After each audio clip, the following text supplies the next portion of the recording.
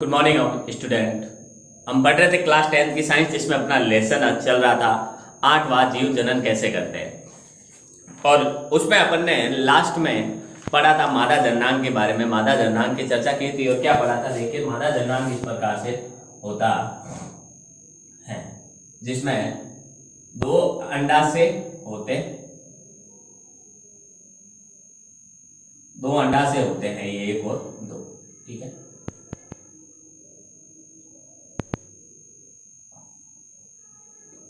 दो अंडाशय होते हैं, उनसे जुड़ी हुई ये फेलोपियन ट्यूब या जिसे अपन अंडवाहिनी कहते हैं, ठीक है। और तो ये तो होते हैं हमारे अंडाशय। ये दो नलिकाएं जुड़ी होती हैं, ये दोनों ही क्या होती हैं, अंडवाहिनी, ठीक है। ये बीच वाला गर्भाशय, ये यहाँ पर बीच वाला गर्भाशय, ये जो यहाँ से यहाँ तक का जो एंडिंग भाग तक का होता है, एंडिंग पार्ट तक का भाग होता है, वो होता है हमारा गर्भाशय ग्रीवा, जिसे अपने सिर्फ ग्रीवा लिखा था। और ये होती है हमारी योनि, ठीक है। ये मादा जननांग की चर्चा है, ठीक है। तो मादा जननांग में अंडाशय से देखिए भ्रूण, जब बच्चा जन्म लेता है तभी, लड़की जब जन्म लेती है तभी उसके अंदर क्या होते हैं, हजारों अपरिपक्व अंडाणु होते हैं, ठीक है। फिर मंथली साइकिल जब स्टार्ट होता है तो हर महीने इन दोनों अंडाशय में से किसी एक में से एक अंडाणु क्या होता है, स्रावित होता है, ठीक है। वो इन अंडवाहिनी द्वारा गर्भाशय में लाया जाता है, ठीक है। गर्भाशय और फेलोपियन ट्यूब सबसे मानव में जो निषेचन क्रिया होती है वो इस अंडवाहिनी या जिसे अपन कहते हैं फेलोपियन ट्यूब में होती है। फेलोपियन ट्यूब, फेलोपियन नलिका में होती है। निषेचन का मतलब जो नर का शुक्राणु आता है और मादा का अंडाणु दोनों आपस में, यह अंडाणु और नर का जो शुक्राणु होता है वो दोनों आपस में कहाँ मिलते हैं, आपस में संलयन जुड़ते कहाँ पे है, फेलोपियन ट्यूब में, ठीक है। फिर गर्भाशय के अंदर क्या होता है, गर्भाशय के अंदर वो बच्चा भ्रूण विकसित होता है, ठीक है। अब यहां तक अपन ने चर्चा कर ली थी। अब अपन पढ़ते हैं इसके आगे, ठीक है। उम्मीद करता हूं यहां तक आपको समझ में आया होगा और याद भी होगा कल वाला क्या पढ़ा है अपन ने, क्योंकि उसी से रिलेटेड अब आगे की चीजें पढ़ेंगे। तो ये जनन तंत्रों की पार्ट तो हमने पढ़ लिए कि मानव में जो नर जनन तंत्र कैसा होता है, क्या कार्य होता है प्रत्येक का, और मादा में जनन तंत्र कैसा होता है, ठीक है। अब इसके आगे के प्रोसेस पे अपन चलते हैं, कैसे नर और मादा आपस में क्रिया करके एक नए भ्रूण को, एक नए संतति को जन्म देते हैं। मादा जननांग की चर्चा की तो 1 मिनट के लिए अपन देख लेते हैं नर जननांग में क्या क्या होता है। तो नर जननांग में देखिए पहला होता है वृषण, ठीक है। और वृषण के बाद आता है वृषण कोश। वृषण होता है, वृषण क्या करता है, एक तो ये हार्मोन निकालता है टेस्टोस्टेरोन, ठीक है, जो इनके लैंगिक परिवर्तन के लिए उत्तरदायी होता है। दूसरा ये शुक्राणु निर्माण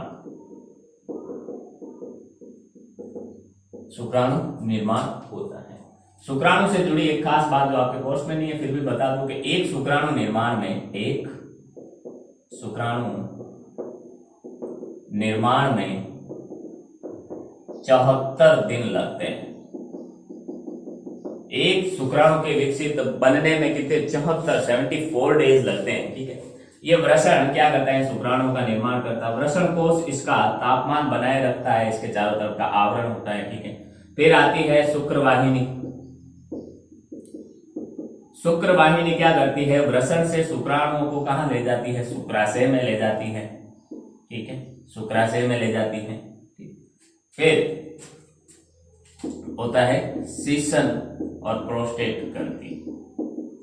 प्रोस्टेट ग्रंथि एक तरल स्राव और शुक्राशय एक तरल स्राव करते हैं शुक्रवाहिनी में, जिससे शुक्राणु क्या होता है, आराम से तैरकर गति कर पाता है। सीसन क्या करता है, शुक्राणु को मादा के गर्भाशय तक, फेलोपियन ट्यूब तक पहुंचाने का कार्य करता है, ठीक है।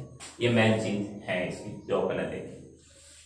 तो पहली ही लाइन अपन याद रखने के लिए लिख लेते हैं कि एक शुक्राणु के निर्माण में कितने दिन लगते हैं, 74 दिन लगते हैं। आगे आपको जैसे उसी टॉपिक में एक दो लाइन छोड़ के आपको लिखना है आगे के नॉट बना के लिखना है ये चीज।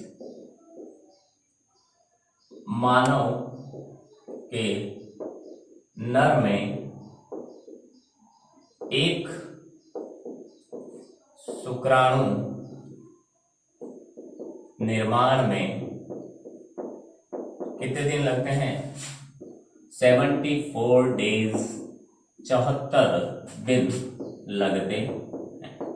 एक शुक्राणु बनने में 74 दिन लगते हैं। ठीक है, आगे देखिए।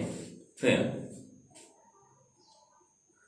अब देखिए, जब मैथुन क्रिया होती है तो मैथुन के समय क्या होता है? शुक्राणु योनि मार्ग में अंडवाहिका में, योनि मार्ग से अंडवाहिका में क्या कर देते हैं? पहुंचा दिए जाते हैं, जहां पर अंड कोशिका से निषेचन करते हैं। जहां पर शुक्राणु क्या करते हैं? फैलोपियन ट्यूब में पहुंचा दिए जाते हैं और वहां अंड कोशिका से ये शुक्राणु निषेचन क्रिया करते हैं। ठीक है, उससे पहले एक लाइन और अपन लिख लेते हैं, ध्यान में रहे।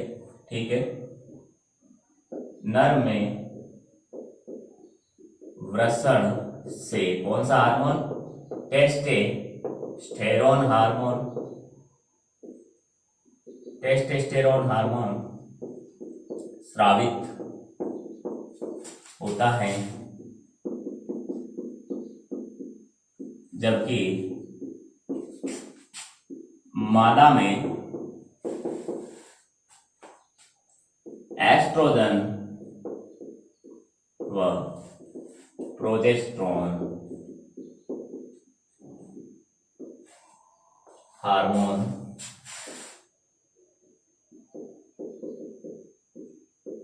अंडाशय से स्रावित होता है,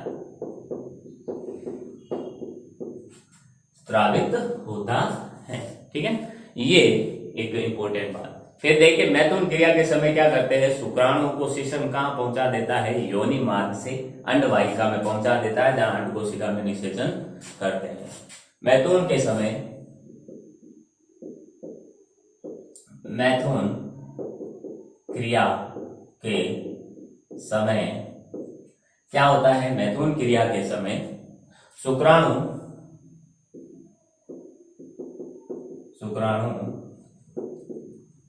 योनि मार्ग से कहां पहुंचा दी?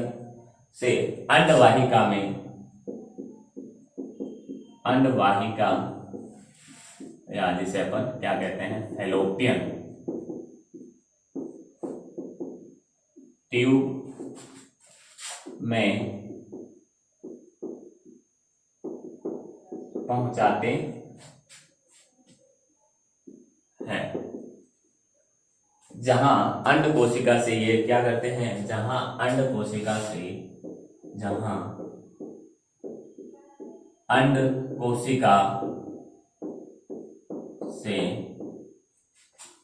शुक्राणु क्या करते हैं? शुक्राणु निषेचन करते हैं,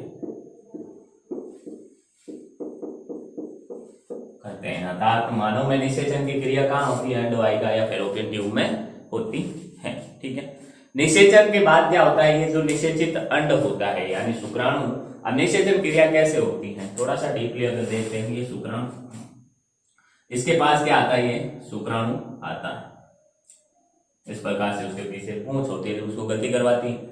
ये अंड कोशिका की जो बाह्य भित्ति होती है, पहले उसको गलाता है और फिर उसके अंदर क्या कर जाता है? प्रवेश कर जाता है और अंदर अंड कोशिका के पास अपना छोड़ देता है। वो आपस में जुड़ जाते हैं, संलयन करते हैं और निषेचित हो जाते हैं। तो ये जो निषेचन के बाद निषेचित अंड, या जिसे अपन क्या कहते हैं? युग्मनज, इसे क्या कहते हैं? युग्मनज। ये निषेचित अंड या युग्मनज गर्भाशय में स्थापित हो जाता है, जो गर्भाशय होता है मां का, वहां पर स्थापित हो जाता है तथा विभाजन होने लगता है। फिर इसमें क्या होता है? लगातार विभाजन होता है, टूटता है 1 से 2, फिर टूटता है 2 से 4, इस प्रकार से उसमें लगातार विभाजन होता रहता है। ठीक है, तो निषेचन के बाद निषेचित अंड या युग्मनज गर्भाशय में स्थापित हो जाता है।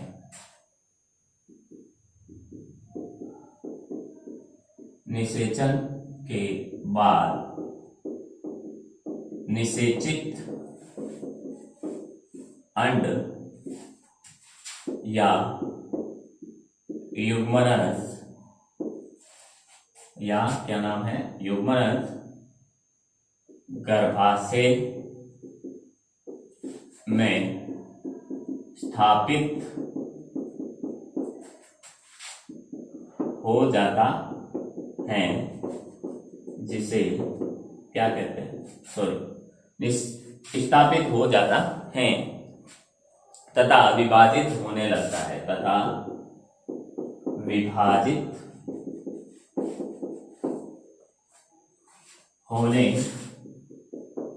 लगता है, तथा और क्या होता है, विभाजित होने लगता है, वह टूटकर विभाजन करने लगता है। ठीक है।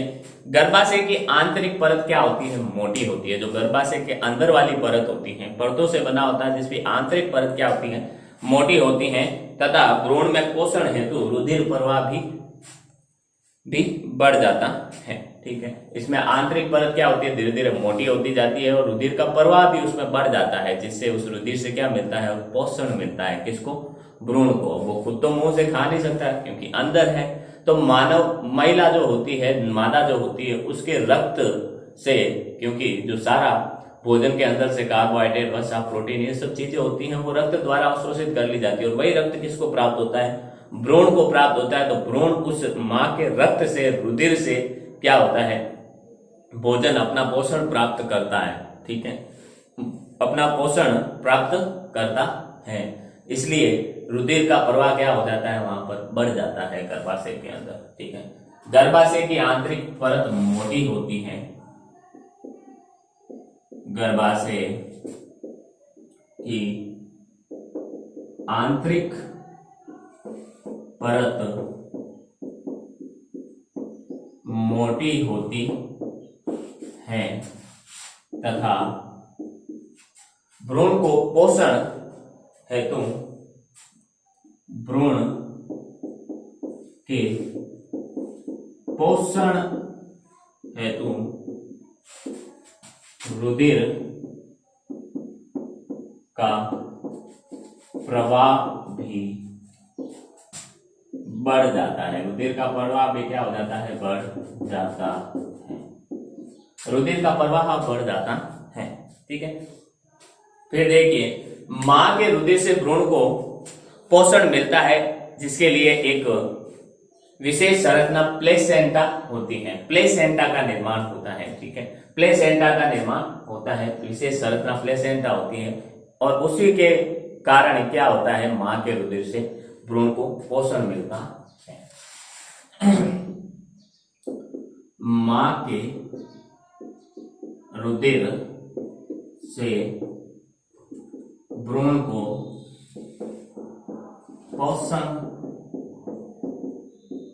मिलता है,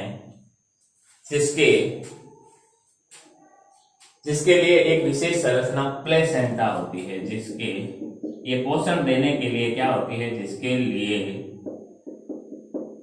एक विशिष्ट या विशेष संरचना कौन सी होती है, प्लेसेंटा होती है। ठीक है। अब वो भ्रूण है जो वो बच्चे में पनप रहा है, विकसित हो रहा है अंदर, उसको पोषण कहाँ से मिल रहा है, ये सब अपन देख रहे हैं। तो प्लेसेंटा की विशेष संरचना होती है जो उसका पोषण देती है। ठीक है। मां से भ्रूण को क्या क्या प्राप्त होता है, इंपॉर्टेंट चीज है, ग्लूकोज प्राप्त होता है। ठीक है। ऑक्सीजन व अन्य पदार्थों के स्थानांतरण हेतु एक वृहद क्षेत्र प्रदान करते हैं। ये प्लेसेंटा क्या करता है, एक बड़ा वृहद क्षेत्र प्रदान करता है। किसके लिए, जिससे कि ग्लूकोज प्राप्त हो सके, ऑक्सीजन प्राप्त हो सके, और अन्य पदार्थ जो भी कार्बोहाइड्रेट, वसा, प्रोटीन होते हैं, निर्माण के लिए आवश्यक, विकसित होने के लिए जो आवश्यक पोषण होता है, वो सब प्राप्त होते हैं। ठीक है। मां से भ्रूण को, मां से भ्रूण को ऑक्सीजन, ग्लूकोज तथा अन्य पदार्थों के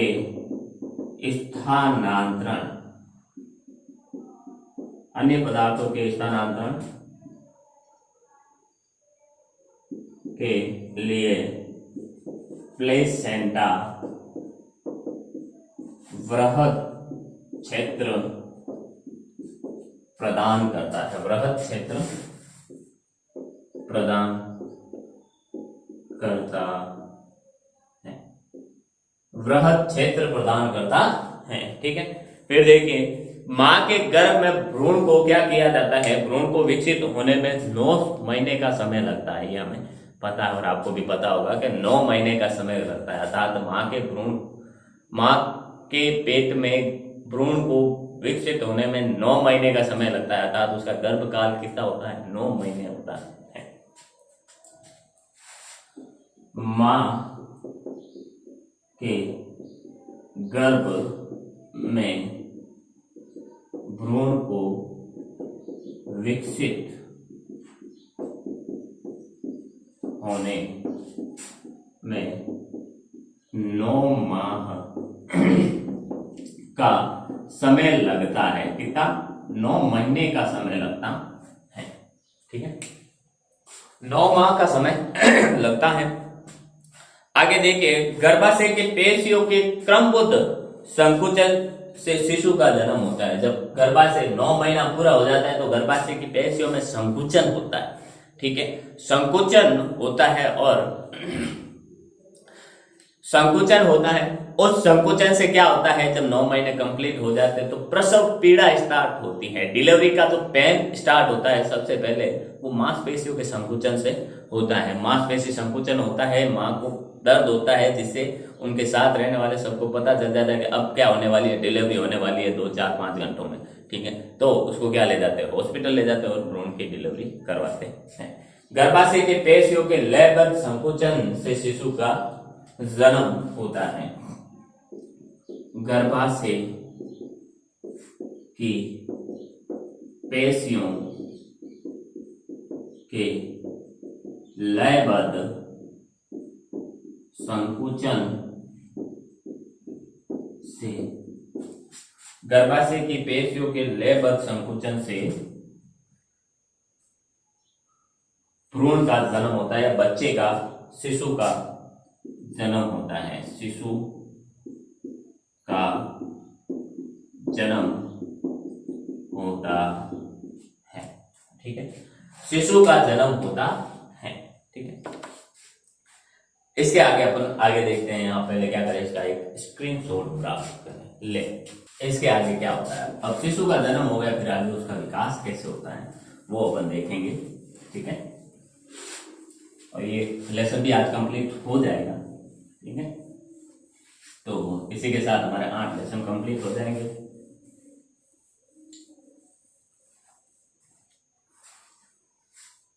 देखिए, यदि अंड का निषेचन नहीं होता है, ठीक है, अब जो अंडाशय से अंड निकला है उसके बाद शुक्राणु पहुंच भी गए लेकिन समय पर नहीं पहुंच पाते, क्योंकि जो 28 दिन के बाद एक अंड वापस वो मुक्त होता है अंडाशय से, एक अंड 28 दिन के अंदर। ठीक है, तो वो परिपक्व जो अंडाशय का निषेचन का जो समय होता है वो भी फिक्स होता है कि जब वो बहुत ज्यादा परिपक्व होता है तब वो निषेचन के लिए होता है। तो अंडाशय से अंड कोशिका स्रावित होने के बाद जो 14वां, 15वां, 16वां दिन होता है उसमें अंडाशय के निषेचन होने के चांस, अंड कोशिका के निषेचन होने के चांस सर्वाधिक होते हैं।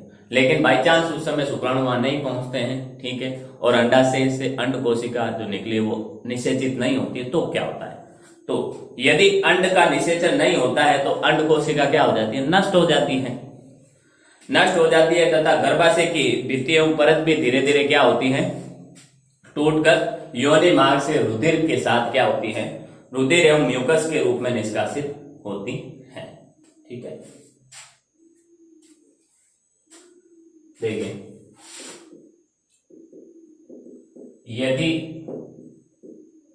अंड निषेचित नहीं होता है तो, यदि अंड निषेचित नहीं होता है तो, अंड निषेचित नहीं होता है तो अंड कोशिका नष्ट हो जाती है तथा गर्भाशय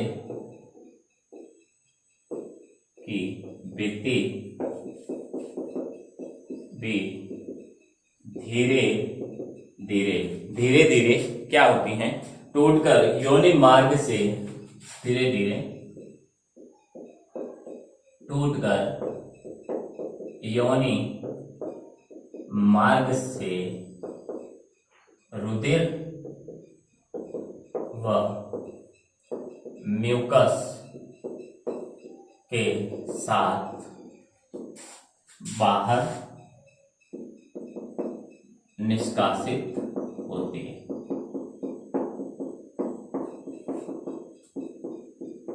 यह निष्कासित होती है, ठीक है। यदि अंड निषेचित नहीं होता है तो अंड कोशिका नष्ट हो जाती है और जो गर्भाशय की भित्ति होती है वो भी धीरे धीरे टूटकर रुधिर और म्यूकस के साथ क्या होती है, योनि मार्ग से बाहर आने लगती है, ठीक है। योनि मार्ग से बाहर आने लगती, इस चक्र में 1 मास का समय लगता है और इसे ऋतुस्राव कहा जाता है। इसे क्या कहते हैं, ऋतुस्राव कहते हैं। इस चक्र में 1 मास का समय लगता है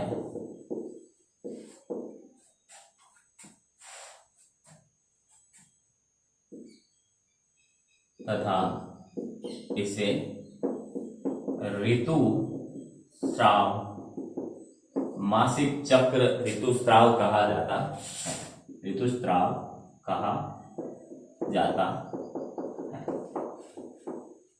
जाता है, ठीक है। इसके स्राव की अवधि लगभग 2 से 8 दिन होती है। इसके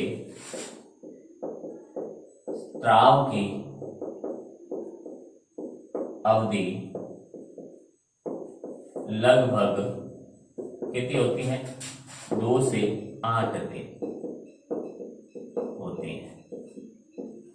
अर्थात जो स्राव होता है 28 दिन के बाद अंड कोशिका जो निषेचित नहीं हुई है तो क्या होती है, अंड कोशिका नष्ट हो जाती है। अंड कोशिका नष्ट हो जाती है। नष्ट होने के बाद क्या होता है, जो परत होती है गर्भाशय की वो भी धीरे धीरे टूटकर रुधिर और म्यूकस के साथ बाहर आती है।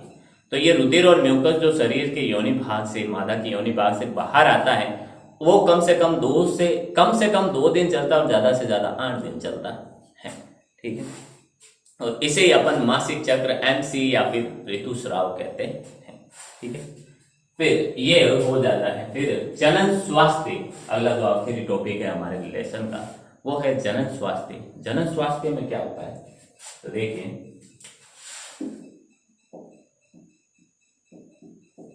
जनन स्वास्थ्य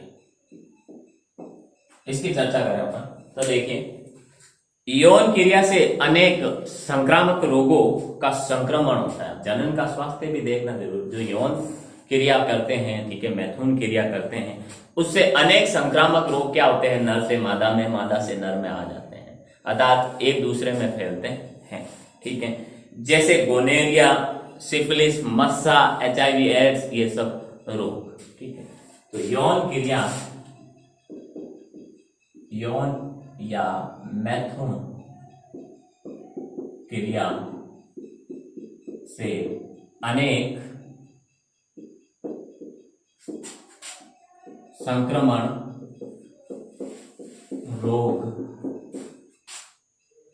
रोगों का, अनेक संक्रामक रोगों का संक्रमण होता है, ठीक है। अनेक संक्रामक रोगों का क्या होता है, संक्रमण होता है, एक पीढ़ी से दूसरे, नर से मादा, मादा से नर में फैलते हैं, ठीक है। संक्रामक और असंक्रामक 2 प्रकार के रोग होते हैं, ठीक है, ये बांटा गया है, ठीक है।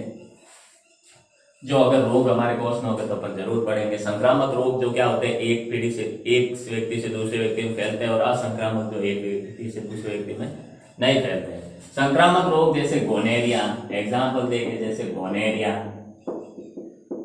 सिफिलिस, गोनेरिया, सिफिलिस, सिफिलिस, मस्सा, HIV, एड्स, ठीक है, ये HIV एड्स, ये होते हैं रोग, संक्रामक रोग। और असंक्रामक रोग का इलाज जैसे देख एग्जाम्पल देखे तो एक दूसरे व्यक्ति से दूसरे व्यक्ति में नहीं फैलते हैं, ठीक है। जैसे अपन देखिए घुटने का दर्द नहीं फैलता है एक व्यक्ति से दूसरे व्यक्ति में, ठीक है। फिर देखिए अब इन रोगों से अब ये फैलते हैं कौन कौन से रोग, वो तो अपन ने देखे मैथुन क्रिया में, लेकिन इन रोगों को फैलने से रोकने के लिए अपन क्या कर सकते हैं कि वो हम जिसके साथ जिस महिला या पुरुष आपस में जो क्रिया करें उनमें से किसी एक में अगर कोई संक्रामक रोग है तो वो दूसरे में ना जाए, इसके लिए क्या करना चाहिए, इसके लिए कंडोम का प्रयोग करते हैं, ठीक है। कंडोम के प्रयोग से इनसे अनेक रोगों का संक्रमण कुछ सीमा तक कम किया जा सकता है, ठीक है। तो कंडोम के प्रयोग से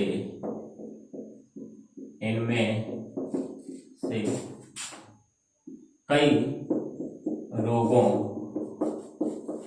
का संक्रमण कुछ सीमा तक कम किया जा सकता है।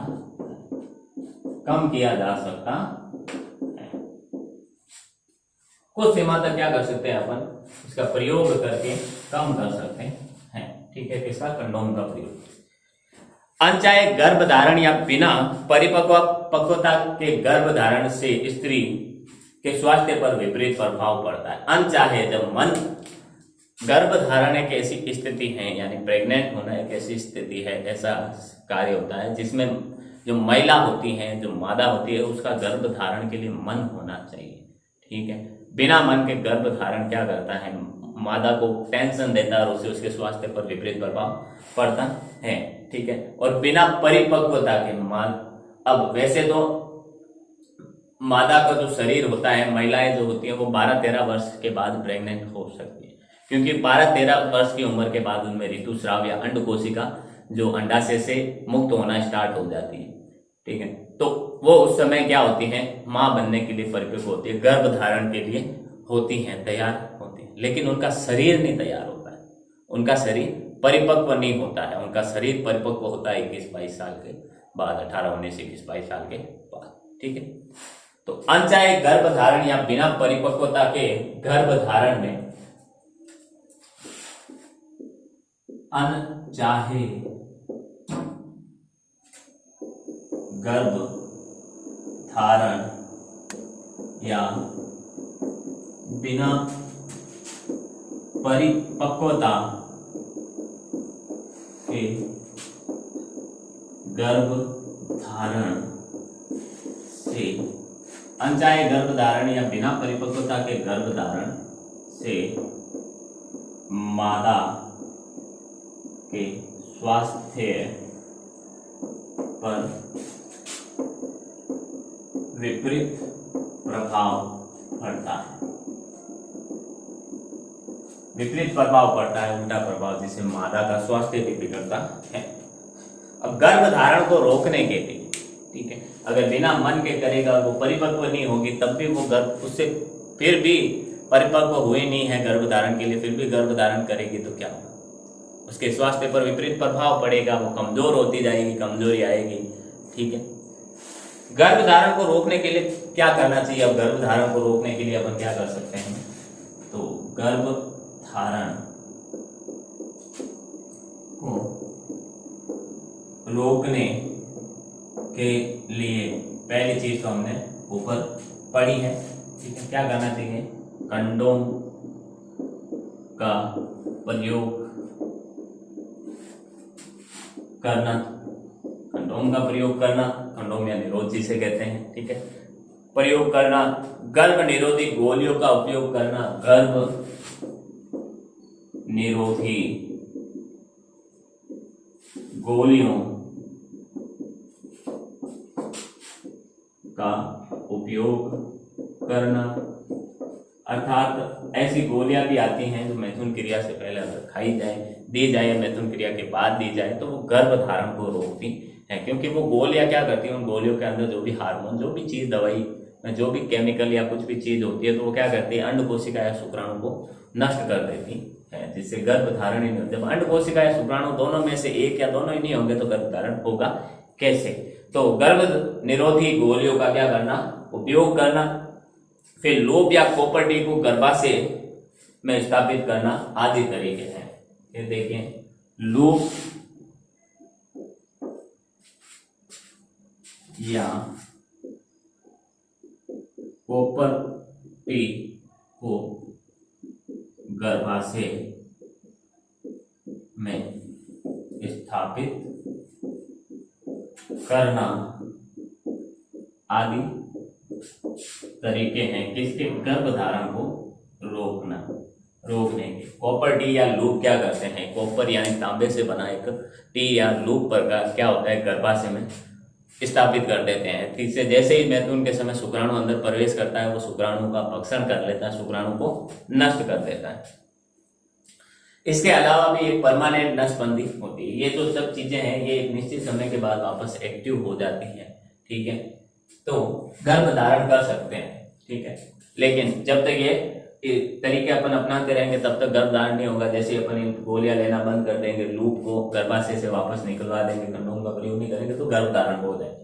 लेकिन कुछ एक ऐसी तरीके भी हैं, ठीक है, जिनसे परमानेंट, सदा के लिए, हमेशा के लिए वो प्रयोग में लेने से हमेशा के लिए गर्भ धारण की समस्या खत्म हो सकती है, ठीक है। वो कभी नहीं गर्भ धारण होगा, वो तरीका है नसबंदी का। इसमें क्या होता है, नर की शुक्रवाहिनी और मादा की शुक्रवाहिनी की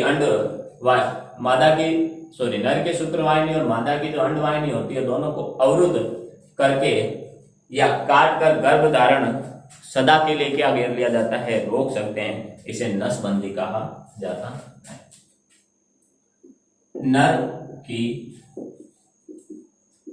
शुक्रवाहिनी तथा मादा की अंडवाहिनी को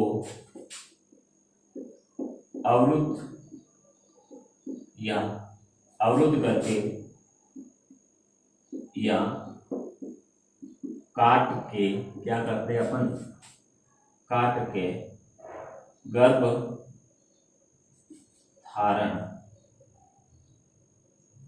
धारण को सदा के लिए रोक लेते हैं, रोक सकते हैं, सदा के लिए रोक सकते हैं।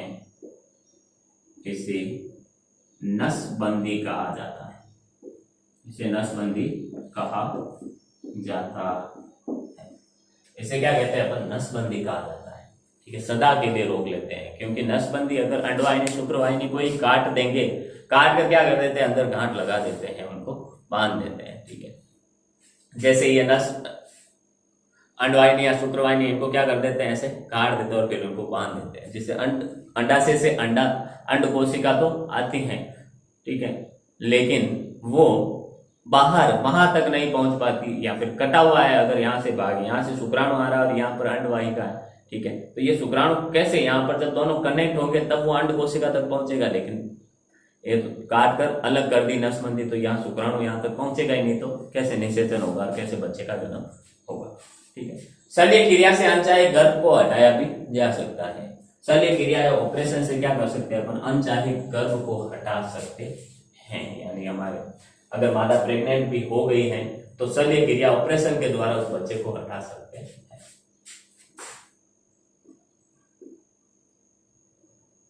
शल्य क्रिया से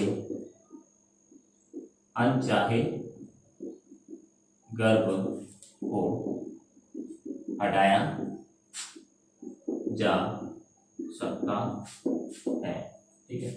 ये कब उपयोगी है शल्य क्रिया से अनचाहे गर्भ को हटाना? जब मादा को उस गर्भ धारण से, प्रेग्नेंट होने से, महिला को प्रेग्नेंट होने से उसकी जान का खतरा हो, तब उस गर्भ को बाहर निकाल दिया जाता है जिससे माँ की जान बचाई जा सके। ठीक है, स्क्रीनशॉट लें।